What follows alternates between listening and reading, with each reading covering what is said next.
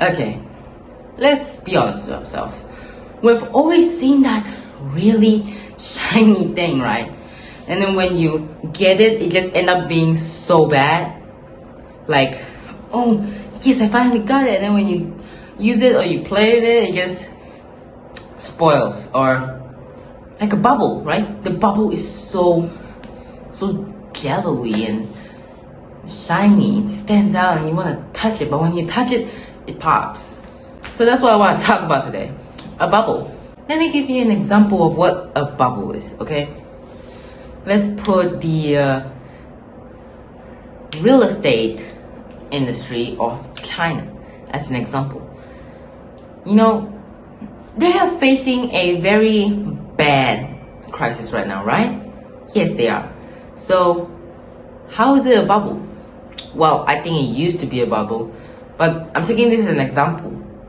Many people trusted the housing industry in China, but then it all fell apart when the economy became so bad, and then all the investors give up on investing in this housing thing. And that's basically a bubble, because before this housing industry was suffering, everybody was investing in it, right? They believe in it. They think that it will work out, because it always does. But then many times when that happened in the past, they just realized that there were many houses that just became ditched and nobody used it anymore. But then people still create new ones instead of going back to the old ones, and then this housing industry keeps growing. But then in China, it died off a while ago because the company didn't have enough money to put into the new housing projects, but then they used the new investors' money to finish the old housing projects.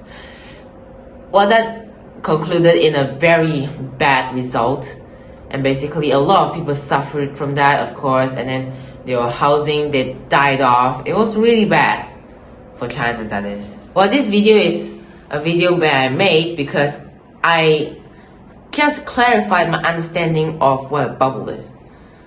Like the oil and gas industry, for example. It is not a joke when I say that people used to earn a lot of money out of oil and gas. This industry is huge. They get projects and they can go to millions in a single project. That's how big it is. Single project, easily millions, 10 millions. Even possibly, maybe one of those projects can go up to 50 million. That's how big it is. And it was so good for the people that people had all this money. They keep throwing it into oil and gas, making projects, investing in oil and gas, until a point where it was so long that people think that, nah, it's gonna go lower. It's gonna start going lower. Then people was thinking, no, I've always trusted in this oil and gas. So I'm gonna invest more into the oil and gas.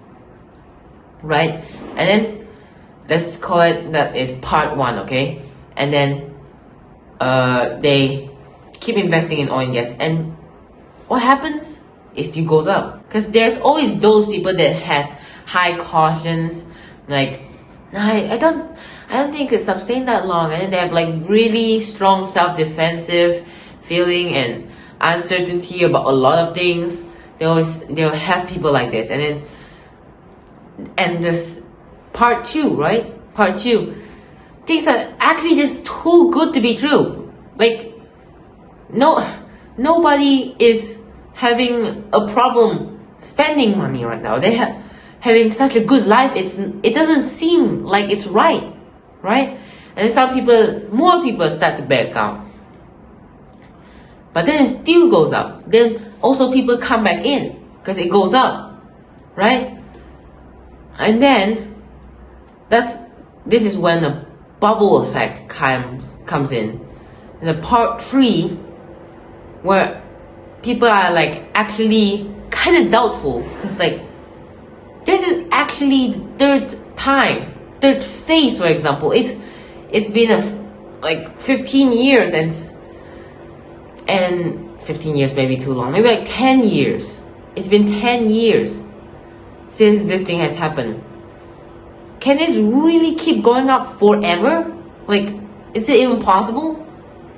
So this is when some people actually still invest, you know, because this is what makes him rich. So like, why not? But then when they touch it, it still goes up until phase 4. They touch it again and it pops.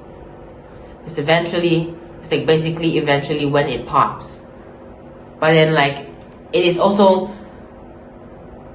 a bubble can also be described as a thing that attracts a lot of people's attention and make a lot of people touch it. But then it pops and then it will harm them. Like, a lot of people risk all their money into investing, into trading actually, like a short-term investment. Like, I hope Bitcoin could go up 100 times, not 100 times, but like 5 times by tomorrow, like a miracle. Put all my money inside, slam it in, and then it just went all the way down, like a bubble, you know, like people think that, oh yeah, Bitcoin is doing really good the past 5 days. It's been consistently doing like a 5x in 2 days.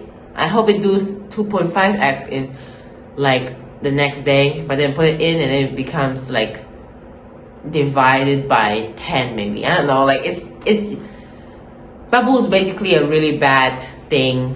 That's why people do dollar cost averaging, because when bubbles happen, it might affect them like in the short term, like, oh, my stocks, that kind of hurt. But then in the long term, they know this company has plans, they know that this company has something to do in the future, and they will 10x, they will 100x, then, you know, dollar cost averaging people won't really be affected by bubbles.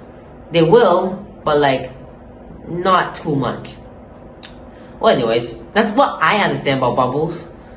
Comment down below if I missed something or an explanation you don't understand, because if I did, then I didn't fully understand it myself. Anyways, if you learned something, leave a like, subscribe, and see you in the next one. Bye.